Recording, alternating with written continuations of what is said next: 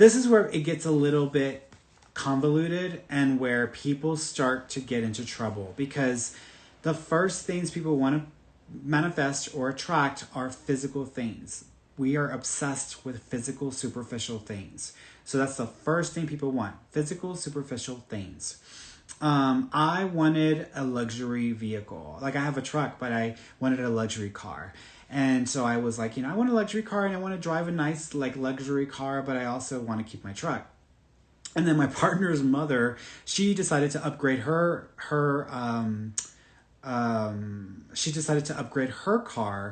And what did she have? I forgot what kind of Cadillac. She decided to upgrade her Cadillac, and she still had a really nice Cadillac. And so I was like, I'll buy it, I'll take it. She was selling it for nothing. I was like, are you kidding me? That's like worth way more. And so I bought it for like nothing, and I ended up having a Cadillac, and then I had my truck. It wasn't a new Cadillac, and it wasn't like what I was expecting, but it was exactly what I asked for. And I, of course, followed through with my part in that. And I had it for almost like a good year and a half, 2 years. But I was like, oh my God, I'm paying for a vehicle I hardly drive. I still drove my truck everywhere. And not only that, but it was like the upkeep. You have to pay for the oil. You have to pay for the light, the sticker and the registration every year. I'm like, that's extra money. I'm like, I can just put that for something else. And so I realized, why do I need 2 cars? I just have the truck and I'll just leave it with the truck. And so I got rid of the Cadillac. I was like, I don't need it. It's just extra. But sometimes, and it's okay. And so here's what you could say. You could say, oh, well, you didn't get a new Cadillac. No, I didn't get a new Cadillac. I got an old Cadillac. However, that old Cadillac was even in its shape, even though it was an older model, it was still a nice vehicle, and she did a very good job of keeping up with it. So it was a stepping stone towards this luxury vehicle that at that time I had been like imagining and thinking about, etc. So it was a step up. So I had the opportunity to drive a luxury vehicle for a while, and I got that experience. Now, I could have used that to build a new experience for a newer model or a newer vehicle. But when I had it for a while, I decided I didn't want another vehicle because it's just too much effort to take care of 2 vehicles. So I just decided not to have it.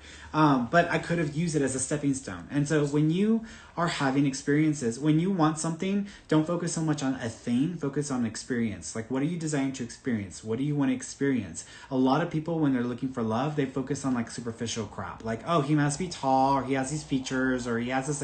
And then they get stuck on that, and they're like, I can't ever find love. I'm like, maybe because you're superficially in love with an idea of something that isn't really going to give you love. That's just a superficial idea of something. So you need to get realistic. What does love look like? Oh, it looks like a perfect man. No, that's the physical thing. What does love look like? Oh, well, it looks like The Notebook. I'm like, okay, that's a movie that Hollywood made up.